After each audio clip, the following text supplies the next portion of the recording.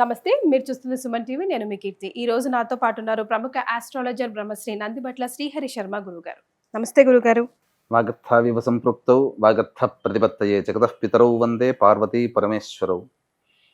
ఆదిత్యాయ చ సోమాయ మంగళాయ బుధాయ చ గురు శుక్ర శనిభ్యశ్చ రాహవే కేతవే నమః. శృంగేరి పీఠాధిపతులకి, కంచి పీఠాధిపతులకి నమస్కారములు తెలియజేసుకుంటూ కార్యక్రమాన్ని ప్రారంభిద్దాం. గురుగారు, సెప్టెంబర్ 18 భాద్రపద ఈ పౌర్ణమి రోజున పాక్షిక చంద్రగ్రహణం వస్తుంది. అంటే ఈ క్రోధినామ సంవత్సరంలో మొదటి చంద్రగ్రహణంగా చెప్పుకోవచ్చు. భారతదేశంపై ఎలాంటి ఎఫెక్ట్ ఉంటుంది, ఏ రాశుల వారికి ఎలాంటి ప్రభావం చూపించబోతోంది ఈ గ్రహణం? ఒకవేళ భారతదేశం పైన ఎక్కువ ప్రభావం చూపించకపోయినా కూడా ఇతర దేశాల్లో ఉన్న మన తెలుగు వారి కోసం మీరు ఏం చెప్తారు? ప్రధానంగా ఈ యొక్క సెప్టెంబర్ 18వ తారీఖు రోజున పాక్షిక చంద్రగ్రహణం అనేటువంటిది ఏర్పడబోతుంది. అయితే ఈ యొక్క 2024 సంవత్సరంలో ఏ గ్రహణం కూడా మన భారతదేశంలో కనిపించదు. అయితే ఈ చంద్రగ్రహణం ముంబై తీర ప్రాంతంలో ఉన్నటువంటి కొన్ని ప్రదేశాల్లో వారికి ఈ యొక్క చంద్రగ్రహణ ప్రభావం ఉంటుంది. ఎందుకంటే ఆ సమయంలో చంద్రగ్రహణం కనబడుతుంది ముంబై తీర ప్రాంత కొన్ని ప్రదేశాల్లో మన ఇండియాలో. అయితే వీక్షించేటువంటి ప్రేక్షకులు కూడా ఒక సందేహ నివృత్తి. చాలామంది ఏమనుకుంటారంటే, గ్రహణం మన భారతదేశంలో కనిపించట్లేదు కదా, నియమాలు పాటించాల్సినటువంటి అవసరం లేదు కదా. వాస్తవమే, నియమాలు పాటించాల్సిన అవసరం లేదు. కానీ ఈ యొక్క గ్రహణాలు ఈ యొక్క విశ్వానికి సంబంధించినటువంటిది. ఈ విశ్వంలో మనం జీవిస్తున్నాం, మనకు కూడా అందులో భాగమే మనము కూడా. కాబట్టి ఈ గ్రహణాలు ఎప్పుడు ఏర్పడినా, ప్రకృతి విపత్తులు ఎప్పుడు ఏర్పడినా, అనగా ఉల్కా తోకచుక్కలు, ఇవన్నీ కూడా మనం కామెట్స్ అని అంటుంటుంటాం. కాబట్టి ఈ కామెట్స్ ఏర్పడినటువంటి సందర్భంలో అది ఏ 80 సంవత్సరాలకో, 100 సంవత్సరాలకో, 150 సంవత్సరాలకో ఒకసారి కనబడుతూ ఉంటాయి తోకచుక్కలు.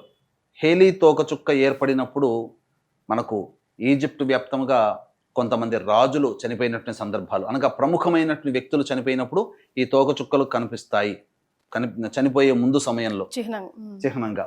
కాబట్టి ఈ గ్రహణాలు కూడా ఏర్పడినప్పుడు ప్రకృతిలో కొన్ని మార్పులు చేర్పులు చోటు చేసుకుంటాయి. ప్రకృతి విపత్తులు కానీ, ప్రకృతి నాశనానికి కానీ గ్రహణాల ప్రభావం కొంత ఉంటుంది. కాబట్టి మహాభారత యుద్ధం జరిగేటువంటి సందర్భంలో 2 గ్రహణాలు ఆ యొక్క ఒకే నెలలో ఏర్పడినటువంటి సందర్భంగా, కాబట్టి దాని ప్రభావం మహాభారత యుద్ధానికి దారితీసింది, జనక్షయానికి దారితీసింది. అట్లాగే ఈ యొక్క సెప్టెంబర్ 18వ తారీఖు రోజున ఏర్పడేటువంటి యొక్క చంద్రగ్రహణ ప్రభావం మన భారతదేశంలో కనబడినప్పటికీ ఆ గ్రహణ ప్రభావం మనము ఈ విశ్వంలో ఒక పార్ట్. భారతదేశం కూడా ఎలా చూసుకున్నా సూర్యుడు చంద్రుడు అందరికీ ఒకరే కాబట్టి ఈ యొక్క చంద్రగ్రహణ ప్రభావం కొన్ని రాశుల మీద ఏర్పడుతుంది. అమెరికాలో ఉన్నటువంటి ప్రాంతంలో ఉన్నటువంటి వారికి ప్రధానంగా ఈ యొక్క చంద్రగ్రహణం ఉత్తరాభాద్ర నక్షత్రం 1వ పాదంలో ఏర్పడుతుంది. భారతదేశంలోకి వచ్చేసరికి పూర్వభాద్ర నక్షత్రం 4వ పాదంలో ఉండగా ఏర్పడుతుంది. భారతదేశ కాలమాన సమయం కనుక చూసుకున్నట్లయితే ఉదయం 6:11 నుంచి 10:17 వరకు ఈ యొక్క చంద్రగ్రహణ ప్రభావం ఏర్పడుతుంది.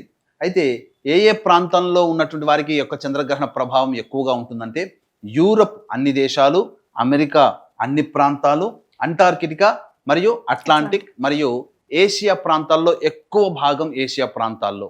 మన భారతదేశ విషయానికి వచ్చేసరికి ముంబై ప్రాంతము మరియు ఇతర కొన్ని ప్రాంతాలు మాత్రమే ఈ యొక్క చంద్రగ్రహణ ప్రభావానికి గురవుతున్నాయి.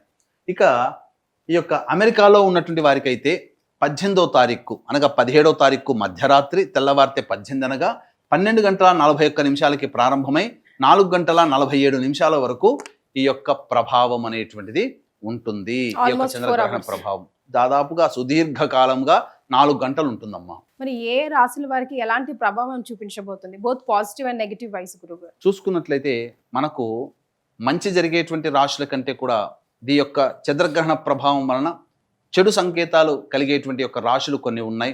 అందున చూసుకున్నట్లయితే కుంభరాశి, మీనరాశి, మేషరాశి, మిథున రాశి, కర్కాటక రాశి, కన్యా రాశి, వృశ్చిక రాశిలో జన్మించినటువంటి వారికి ప్రధానముగా ఈ యొక్క గ్రహణ దోష ప్రభావం ఉంటుంది. ఇక మిగిలినటువంటి రాశుల వారికి అయితే, అనగా వృషభ రాశి, సింహరాశి, తులారాశి, ధనుస్సు రాశి, మకర రాశి, ఈ రాశిలో జన్మించినటువంటి వారికి కొన్ని పాజిటివ్ సైన్స్ అనేటువంటివి ఈ యొక్క గ్రహణం తర్వాత ఏర్పడబోతున్నాయి.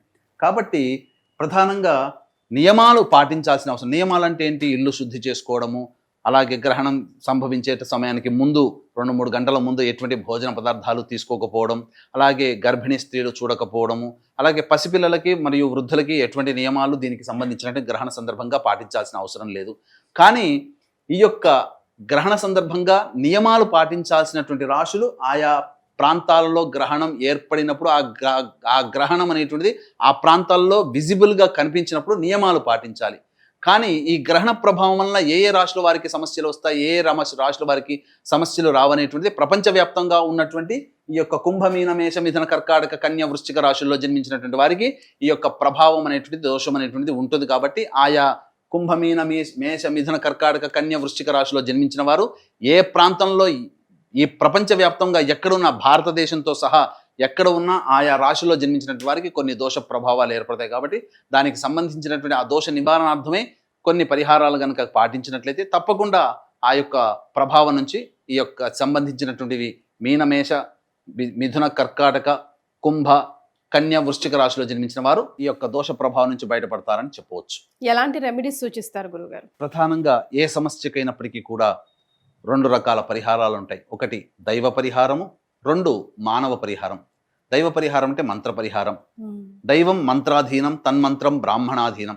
కాబట్టి ఈ కుంభమీన మేష మిథున కర్కాటక కన్య వృశ్చిక రాశిలో జన్మించినటువంటి వారికి సెప్టెంబర్ 18వ తారీఖు రోజున పౌర్ణమి ఉంటుంది. కాబట్టి మా పీఠం ఆధ్వర్యంలో ఈ యొక్క చంద్రగ్రహణ దోష నివారణ కార్యక్రమాలు అనేటువంటివి జరిపించడం జరుగుతుంది.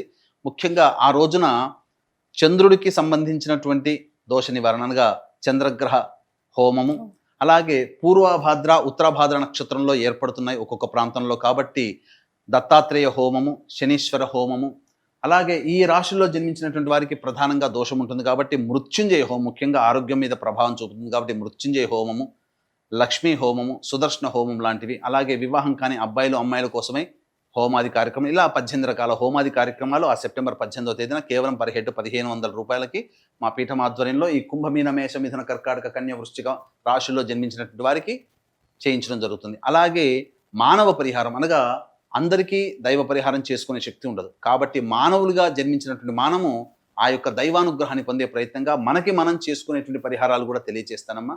కాబట్టి ఆ యొక్క భారతదేశంలో ఉన్నటువంటి వారు ఈ యొక్క చెప్పినటువంటి రాశుల్లో జన్మించినటువంటి వారు ఉదయం 6 గంటల 11 నిమిషాల నుంచి 10 గంటల 15 నిమిషాల వరకు ఉంటుంది. కాబట్టి ఆ సమయంలో ఇష్టదేవత ఆరాధన అనగా స్నానకృత్యాదులు 6 గంటలకల్లా తీర్చుకొని చక్కగా ఆ యొక్క ఇష్టదేవత ఆరాధన అంటే ఏదైనా ఒక దేవత ఆరాధన, విష్ణు సహస్రనామము, లలితా సహస్రనామము, శివ సహస్రనామము, గణపతి సహస్రనామము, దుర్గా సహస్రనామం, ఇలా ఏ విధంగానైనా మీకు ఇష్టదేవత ఎవరుంటే ఆ దేవతకు సంబంధించిన సహస్రనామ పారాయణం చేయడం. అలాగే ఆ సమయంలో మనకు భారతదేశంలో కనిపించదు కాబట్టి నవగ్రహాల దేవాలయాలు అన్నీ కూడా తెరిచే ఉంటాయి. కాబట్టి ఆ సమయం చాలా మనం ఒకవేళ కనిపించకపోవడమే మన అదృష్టంగా భావించాలి. ఎందుకనంటే గ్రహణ సమయం ఎటువంటిదనంటే మనము మామూలు రోజుల్లో 1000 సార్లు ఒక దేవతా నామాన్ని జపం చేస్తే ఎంత ఫలితం ఉంటుందో గ్రహణ సమయంలో 10 సార్లు పఠిస్తే అంత సమయం, అంత విశేషమైనటువంటి పవర్ లభిస్తుంది. కాబట్టి కనిపించలేదు కాబట్టి సంతోషపడాలి అనేటువంటిది పెట్టుకోకూడదమ్మా. కనిపించకపోవడమే సంతోషం. ఎందుకనంటే ఆ సమయం గ్రహణ సమయం అమూల్యమైనటువంటి సమయం కాబట్టి పూర్తిగా సద్వినియోగం చేసుకోవాలి. దేవాలయాలన్నీ తెరిచి ఉంటాయి, దేవత అనుగ్రహం మనకు కలుగుతుంది. కాబట్టి నవగ్రహ దేవాలయానికల్లా 6:30 కల్లా చేరుకొని నవగ్రహాల చుట్టూ శివాయ నమః అంటూ 27 ప్రదక్షిణలు చేసి, శనికి సంబంధించినటువంటి నక్షత్రంలో కూడా ఏర్పడుతుంది, గురువుకు సంబంధించినటువంటి నక్షత్రంలో కూడా ఏర్పడుతుంది. కాబట్టి ఏకకాలములో నవగ్రహాల్లో శనికి సంబంధించి శివాయ నమః అంటూ 27 ప్రదక్షిణలు చేసి శనిదేవుడి దగ్గర అభిముఖంగా నిలుచొని నువ్వుల నూనెతో దీపారాధన చేసి శనికి తైలాభిషేకం జరిపించండి. శివాయ నమః అంటూ తైలాభిషేకం చేసినా పర్వాలేదు, లేదా ఆ ఒక్క రోజున ఓం హ్రీం శనైశ్చరాయ నమః అంటూ మనసులో జపం చేసుకుంటూ ఆ యొక్క తైలాభిషేకం చేయాలి. తర్వాత ఆ యొక్క దేవాలయంలో అంటే శివాలయంలో పక్కనే శివాలయం కూడా ఉంటుంది కాబట్టి శివాలయంలో అభిషేకము అర్చనాది కార్యక్రమాలు జరిపించుకోవాలి. ఈ విధంగా ఈ 6 గంటల 11 నిమిషాల నుంచి 10 గంటల 17 నిమిషాల కాలంలో దేవ పరిహారము మరియు మనం ఇష్టదేవత ఆరాధన, ఏదైనా దేవుని యొక్క నామము ఆ యొక్క సమయంలో ఆ 10 గంటల 17 నిమిషాల వరకు విడవకుండా ఉండాలి. నామాన్ని విడవకుండా జపం చేయాలి. ఇది మానవులుగా చేసుకునేటువంటి పరిహారం. కాబట్టి గురుగారు అలాగే మరొక విషయం కూడా దయచేసి తెలియజేయండి. అంటే గ్రహణం అంటేనే దాన ధర్మాలు, గ్రహణ అనంతరం గ్రహణం చేసేటప్పుడు ఎక్కువగా ప్రాధాన్యత ఇస్తాం కాబట్టి ఎలాంటి దాన ధర్మాలు చేయాలి? ఆ సమయంలో దానం గనక చేయదలిచినట్లయితే, దానం చేయాలనే కోరిక ఎవరికైనా ఉన్నట్లయితే, గ్రహణ సమయం విశేషమైన సమయం కాబట్టి 10 సార్లు చేస్తే లేదా ఒక్కసారి శ్రీరామ అన్న 100 సార్లు శ్రీరామ అన్నటువంటి ఫలితం. కాబట్టి ఆ సమయంలో చంద్రగ్రహణం కాబట్టి బియ్యము, వెండి చంద్రబింబము మరియు పూర్వభాద్ర, ఉత్తరాభాద్ర నక్షత్రంలో ఉన్నాయి కాబట్టి శనగలు, నల్ల నువ్వులు బ్రాహ్మడికి దానం చేసి సంకల్పం చెప్పి బ్రాహ్మడికి దానం చేసినట్లయితే గ్రహణ దోషం ఈ కుంభమీన మేష మిథున కర్కాటక కన్య వృశ్చిక రాశిలో జన్మించినట్టు వారికి గ్రహణ దోషం తొలగిపోతుంది.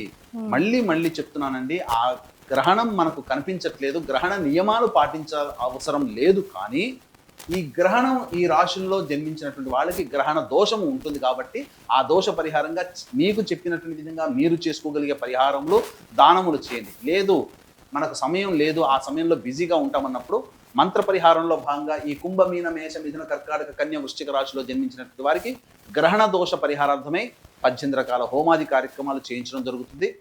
ఈ చెప్పినటువంటి రాశులే వారికే కాకుండా ఆ గ్రహణ సమయం అమూల్యమైనది కాబట్టి 12 రాశుల వారు కూడా ఈ యొక్క గ్రహణ సమయంలో వచ్చేటువంటి దైవిక శక్తిని మీరు పొందవచ్చు. ఆ విధంగా కార్యక్రమంలో నమోదు చేసుకోవచ్చు. కేవలం పర్ హెడ్ 1500 రూపాయలకే చేయించడం జరుగుతుంది. గురుగారు ఇప్పటికే ప్రకృతి వైపరీత్యం మనం చూస్తా ఉన్నాము. మరి ఈ గ్రహణం ఎఫెక్ట్ వల్ల మరింత తీవ్రత దాల్చే అవకాశం ఏదైనా ఉందంటారా, లేకపోతే శాంతిస్తుందా? ఎందుకంటే అక్టోబర్ నెలలో కూడా మళ్ళీ గ్రహణం ఏర్పడుతుందమ్మా. సెప్టెంబర్లో 18వ తారీఖు నాడు చంద్రగ్రహణం, మళ్ళీ అక్టోబర్ నెలలో మళ్ళీ గ్రహణం ఏర్పడుతుంది. కాబట్టి ఒకే మాసములో 2 గ్రహణాలు ఏర్పడుతున్నాయి. కాబట్టి దీని ప్రభావం ఖచ్చితంగా ఆయా దేశాలు ఏ దేశంలోనైతే కనబడుతుందో ఆ దేశాల్లో ఉంటుంది. కాబట్టి కామన్గా మనం గమనించుకున్నట్లయితే సెప్టెంబర్ మాసంలో మరియు అక్టోబర్ మాసంలో ఏర్పడేటువంటి గ్రహణాల్లో కామన్గా ఎఫెక్ట్ అయ్యేటువంటి దేశము అమెరికా దేశము. కాబట్టి గ్రహణాలు 2 గ్రహణాలు అమెరికాలో విజిబుల్గా కనబడుతున్నాయి. కాబట్టి అమెరికా ప్రాంతం మోస్ట్ ఎఫెక్ట్ కంట్రీగా సంభవించే సమయం ఆసన్నమవుతుందని చెప్పవచ్చు. రైట్ గురుగారు, చాలా సంతోషం అండి, ధన్యవాదాలు. సర్వం శ్రీ ఉమామహేశ్వర పరబ్రహ్మార్పణమస్తు.